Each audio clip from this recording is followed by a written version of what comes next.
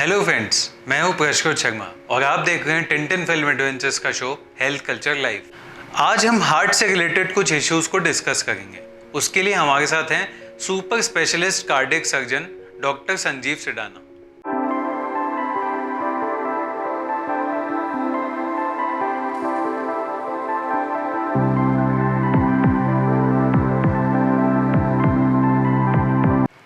Doctor साहब, heart का body में फंक्शन क्या होता है?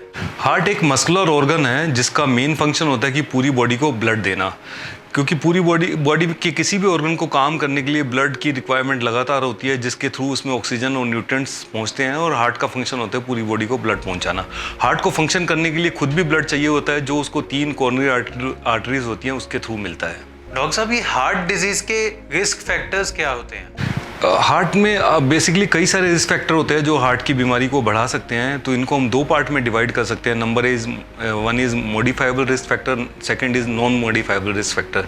नॉन मॉडिफाइबल रिस्क फैक्टर ये होते हैं जो हमारी बॉडी में जन्म के समय से होते हैं और इसके लिए हम लोग कुछ नहीं कर सकते हैं। जैसे कि एज बढ़ती है तो उसके साथ हार्ट की प्रॉब्लम की संभावना बढ़ती है। अगर किसी की फैमिली में हार्ट की डिजीज़ है तो उसको हार्ट अटैक होने की संभावना ज़्यादा रहती है। तो इनको नॉन मॉडिफाइबल रिस्क फैक्टर कहते हैं। बाकी रिस्क फैक्टर मॉडिफाइबल होते हैं जिनको हम चेंज कर सकते हैं, उससे हम हार्ट की प्रॉब्लम को काफ़ी हद तक कम कर सकते हैं। इसमें सबसे ऊपर मैं स्मोकिंग को रखता हूं, क्योंकि स्मोकिंग ऐसी डिजीज़ है जिसको एक ऐसी प्रॉब्लम है जिसको हम इजीली क्विट कर सकते हैं। अगर हम क्विट करें तो हम अपना हार्ट की बीमारी डेवलप होने का चांसेस है वो 10 से 20% तक कम कर सकते हैं। तो इसलिए हम स्मोकिंग बंद करते हैं तो ये काफ़ी बेनिफिशियल रहता है। सेकेंड जो रिस्क फैक्टर है वो है डायबिटीज़। डायबिटिक पेशेंट को हार्ट की प्रॉब्लम होने की संभावना काफ़ी ज़्यादा रहती है। तो अगर किसी को भी डायबिटीज़ हो तो वो डेफिनेटली उसको हार्ट के डॉक्टर से अपना रेगुलर चेकअप कराना चाहिए और जो है डायबिटीज़ को अपने प्रॉपर ढंग से कंट्रोल में रखना चाहिए। क्योंकि डायबिटीज़ इनिशियली एसिम्प्टोमेटिक डिजीज़ होती है तो ज़्यादातर लोग उसका ध्यान नहीं रखते हैं, लेकिन लेटर ऑन उसमें स्ट्रोक, हार्ट की प्रॉब्लम, किडनी की प्रॉब्लम, ये सारी चीज़ें डेवलप हो जाती हैं। तो उस समय फिर ट्रीटमेंट काफ़ी मुश्किल हो जाता है। तो इसलिए डायबिटीज़ के पेशेंट को मेरी यही एडवाइस है कि वो अपनी डायबिटीज़ को प्रॉपर ढंग से कंट्रोल में रखें। थर्ड जो रिस्क फैक्टर है वो है ब्लड प्रेशर। ब्लड प्रेशर बहुत ईजिली हम लोग डायग्नोसिस बनवा सकते हैं कहीं पर भी जाकर के, या खुद भी घर में मशीन से ब्लड प्रेशर चेक कर सकते हैं। और अगर वो 140/90 से ज़्यादा होता है तो डेफिनेटली हमें अपने डॉक्टर से मिलना चाहिए और ट्रीटमेंट ऑप्शन डिस्कस करने चाहिए। और चौथा जो रिस्क फैक्टर है वो है फिजिकल इनएक्टिविटी। आजकल बहुत सारी इन्वेंशन की वजह से हम लोग का काम काफ़ी कम हो गया है। स्कूटर, मोटरसाइकिल, कार की वजह से पैदल चलना काफ़ी कम हो गया है। तो ये फिजिकल इनएक्टिविटी भी एक काफ़ी बड़ा रिस्क फैक्टर है। तो इसलिए हम लोगों को 30 से 40 minute daily physical activity moderate intensity कम से कम करनी चाहिए, ताकि हम हार्ट की बीमारी से काफ़ी बच सकें। फिफ्थ जो रिस्क फैक्टर है वो है ओबेसिटी। मोटापा भी एक बहुत बड़ा रिस्क फैक्टर है हार्ट की बीमारी के लिए। कई बार कुछ लोग जो ज़्यादा खाने पीने का परहेज़ नहीं रखते हैं, मीठा और चिकनाई ज़्यादा खाते हैं और एक्सरसाइज नहीं करते हैं, ऐसे पेशेंट में ओबेसिटी डेवलप हो जाती है और ऐसे पेशेंट का भी हार्ट की प्रॉब्लम होने का एक काफ़ी रिस्क रहता है। हार्ट अटैक क्या होता है? हार्ट अटैक एक कॉमन टर्म है जिसको हम आम बोलचाल की भाषा में यूज़ करते हैं। इसके लिए साइंटिफिक टर्म वो मायोकार्डियल इन्फार्क्शन है। इसमें क्या होता है कि जैसे हार्ट की आर्टरीज होती हैं, इनमें धीरे धीरे कोलेस्ट्रॉल और बाकी चीज़ें डिपॉजिट होने की वजह से इनमें ब्लॉकेज हो जाता है। और ये ब्लॉकेज के ऊपर की परत जब हार्ट टूट जाती है और अचानक उस पर क्लॉट बनता है, तो जिसकी वजह से आर्टरी या तो 100% या 90-95% बंद हो जाती है, तो सडनली पेशेंट को चेस्ट में पेन होता है और इस कंडीशन को ही हम हार्ट अटैक बोलते हैं। ऐसे पेशेंट का टाइमली ट्रीटमेंट बहुत ज़रूरी है, क्योंकि जब भी आर्टरी 100% बंद हो जाती है तो आगे ब्लड नहीं पहुंचता है और वो हार्ट की मांसपेशियाँ डैमेज होना शुरू हो जाती हैं। तो इसलिए ऐसे पेशेंट को अगर प्रॉपर ढंग से सही समय पर ट्रीटमेंट नहीं करे तो ऐसे पेशेंट का हार्ट जो है परमानेंटली डैमेज हो सकता है और पेशेंट हार्ट फेलियर में जा सकता है या उसकी सडन कार्डियक डेथ भी हो सकती है। तो ऐसे पेशेंट का, हार्ट अटैक के पेशेंट का प्रॉपर और टाइमली ट्रीटमेंट बहुत आवश्यक है। डॉक्टर साहब, ये सडन कार्डियक डेथ क्या होता है? इस हार्ट अटैक की वजह से कभी कभी हार्ट का जो इलेक्ट्रिकल सिस्टम है उसमें प्रॉब्लम होने की वजह से हार्ट की जो गति है वो अचानक से बहुत तेज़ या बहुत कम हो जाती है, जिसकी वजह से अगर उसका proper treatment with in minutes नहीं हो तो पेशेंट की सडन डेथ हो सकती है। इस कंडीशन को सडन कार्डियक डेथ बोलते हैं। हार्ट फेलियर क्या होता है? कभी कभी हार्ट अटैक की वजह से अगर मल्टीपल हार्ट अटैक होते हैं, हार्ट की मांसपेशियाँ उसकी वजह से काफ़ी कमज़ोर हो जाती हैं, हार्ट को प्रॉपर ढंग से ब्लड नहीं पंप कर पाती हैं, जिसकी वजह से बॉडी में सूजन और सांस लेने में प्रॉब्लम होती है। इसकी वजह से जो प्रॉब्लम होती है इस कंडीशन को हार्ट फेलियर बोलते हैं। हार्ट डिजीज़ कितने तरह की होती है? बेसिकली हार्ट की जो है 5 तरह की बीमारियां हो सकती हैं, जिनमें सबसे जो कॉमन है वो कोरोनरी आर्टरी डिजीज़ होती है, जिसमें हार्ट की आर्टरीज में, जैसे मैंने डिस्कस किया, ब्लॉकेज की वजह से होती है। सेकंड जो है वो कार्डियोमायोपैथीज होती है, जिसमें हार्ट की जो मसल्स हैं या तो वो बहुत मोटी हो जाती हैं या ठीक से कॉन्ट्रैक्ट नहीं करती हैं, जिसकी वजह से हार्ट की प्रॉब्लम होती है। वो उनको कार्डियोमायोपैथीज बोलते हैं, जिनको 2 पार्ट में डिवाइड कर सकते हैं, dilated cardiomyopathy, hypertrophic cardiomyopathy. Third जो है वो पेरिकार्डियम जो उसके चारों तरफ होती है, एक झिल्ली होती है जो हार्ट को सपोर्ट करती है, अगर वो मोटी हो जाए जिसकी वजह से हार्ट को फैलने का मौका नहीं मिलता तो उनको पेरिकार्डियल डिजीज़ बोलते हैं। चौथी जो बीमारी होती है वो वाल्वुलर हार्ट डिजीज़ होती है। हार्ट को जैसे ब्लड पंप करना है पूरी बॉडी में, तो उसको यूनिडायरेक्शनल फ्लो, एक तरफ ही ब्लड चले, उसके लिए वाल्व्स होते हैं। अगर उन वाल्व में स्टेनोसिस हो जाए या उसमें कुछ रिगर्जिटेशन हो जाए तो उस वजह से जो बीमारी होती है उनको वाल्वुलर हार्ट डिजीज़ बोलते हैं। और 5वीं तरह की बीमारी जो है वो कंजेनिटल हार्ट डिजीज़ होती है। कंजेनिटल हार्ट डिजीज़ का मतलब है कि वो जन्म के समय से हमारे शरीर में होती है। इनमें कई तरह की बीमारियां होती हैं, जिनको ASD, VSD और टेट्रालॉजी ऑफ फैलेट इसमें सबसे कॉमन है। इन सब का भी प्रॉपर ट्रीटमेंट समय से बहुत ज़रूरी है, क्योंकि अगर कई बार कोई बड़ा हार्ट में छेद होता है तो उसकी वजह से राइट साइड का प्रेशर काफ़ी बढ़ जाता है, जिसकी वजह से प्रॉपर ट्रीटमेंट अगर समय पर नहीं मिले तो फिर वो इरिवर्सिबल डैमेज हो सकता है। डॉक्टर साहब, ये पेसमेकर क्या होता है? हार्ट के अंदर एक इलेक्ट्रिकल सिस्टम होता है, क्योंकि हार्ट को कंटिन्यूअसली कॉन्ट्रैक्ट करना पड़ता है, तो इस वजह से हार्ट के अंदर एक इलेक्ट्रिकल सिस्टम होता है जो कि हार्ट की बीट को रेगुलेट करता है। अगर इस इलेक्ट्रिकल सिस्टम में कुछ भी डैमेज हो जाता है तो हार्ट की जो इम्पल्स है वो ऐसे नोड से चल करके वेंट्रिकल तक नहीं पहुंच पाती है, जिसकी वजह से हार्ट की जो गति है बहुत कम हो जाती है। तो इस गति को अगर हम कम रखते हैं तो पेशेंट को बार बार बेहोश होने का और गिरने का खतरा रहता है।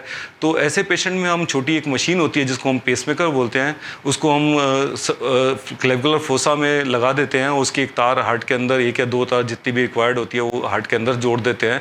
तो ये समय समय पर इलेक्ट्रिकल इम्पल्स हार्ट को प्रोवाइड करता है, ताकि हार्ट का जो रेट है वो नॉर्मल रेट पे चलता रहे। ये हार्ट की बीमारियों का किस तरह से इलाज किया जा सकता है? सबसे पहले तो हम कोई भी पेशेंट हमारे पास चेस्ट पेन के साथ आता है, क्योंकि चेस्ट पेन सबसे कॉमन सिम्टम है हार्ट की बीमारी के लिए। चेस्ट पेन का कोई पेशेंट हमारे पास आता है तो हम उसकी हिस्ट्री और फिजिकल एग्जामिनेशन से उसका डायग्नोसिस कंफर्म करते हैं कि पेशेंट को वाकई में हार्ट की प्रॉब्लम है कि नहीं है। अगर क्लिनिकली नहीं कई बार श्योर हो पाता है तो फिर हम कुछ टेस्ट करते हैं, जिसमें जो प्राइमरी टेस्ट है वो ECG है। उसके बाद हम लोग कुछ पेशेंट्स का ब्लड टेस्ट करते हैं और इको और TMT भी करते हैं। इन सारी चीज़ों से हम प्रयास करते हैं कि पेशेंट का करेक्ट डायग्नोसिस बने। ऑल्दो कई बार पेशेंट को इन सब चीज़ों से भी क्लियर नहीं होता है तो हम कोरोनरी एंजियोग्राफी की सलाह देते हैं। एंजियोग्राफी से हमें पता लगता है कि हार्ट की आर्टरीज में कितना ब्लॉकेज है। इन सब डायग्नोसिस के तरीक़ों से जब हम कंफर्म कर लेते हैं कि पेशेंट को हार्ट की प्रॉब्लम है तो हम लोग उसमें कुछ दवाइयाँ देते हैं, जिससे कुछ पेशेंट को खाने पीने का परहेज़ बताते हैं। और अगर मान लीजिए इन सब से नहीं होता है तो एंजियोग्राफी करके फिर हम लोगों को पेशेंट की कई बार एंजियोप्लास्टी करनी पड़ती है।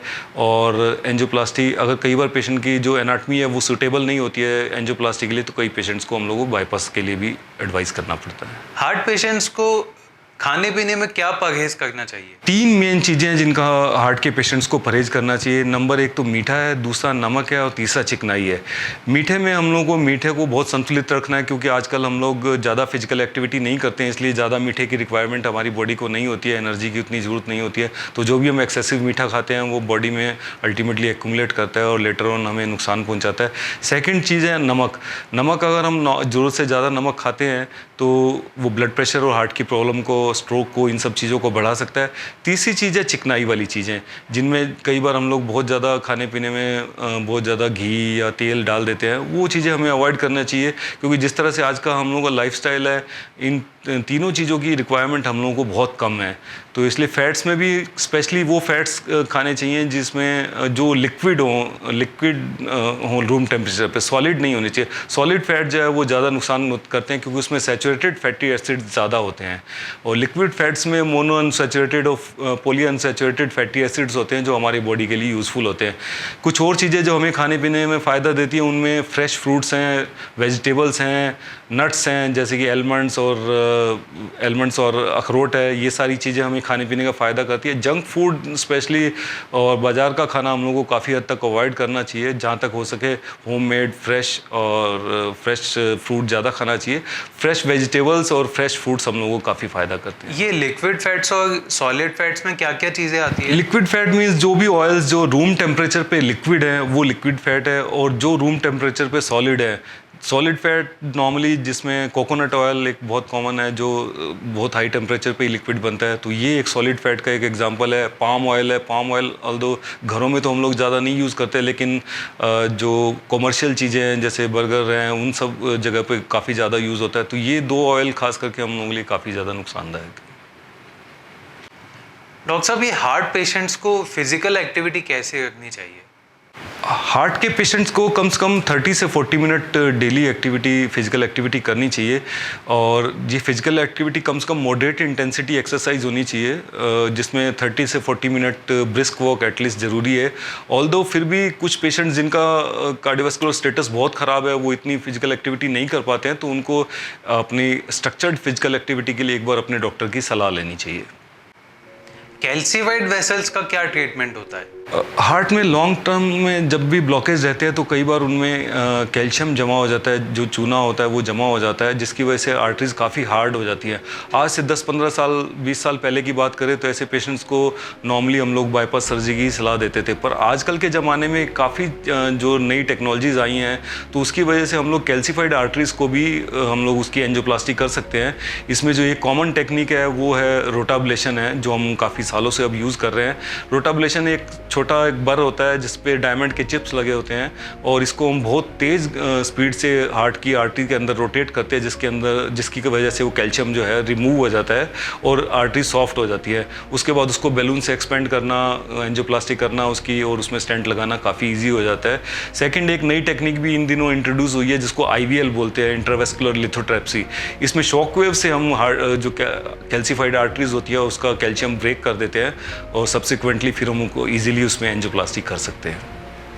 अगर आप ये वीडियो फेसबुक पर देख रहे हैं तो हमारे पेज को लाइक कीजिए। अगर यूट्यूब पर देख रहे हैं तो हमारे चैनल को सब्सक्राइब करके बेल आइकन दबाना ना भूलिएगा। इससे आने वाले हर वीडियो की जानकारी आपको सबसे पहले मिलेगी। आप अगला वीडियो किस टॉपिक पर देखना चाहते हैं हमें कमेंट बॉक्स में लिख के बताइए। Thank you.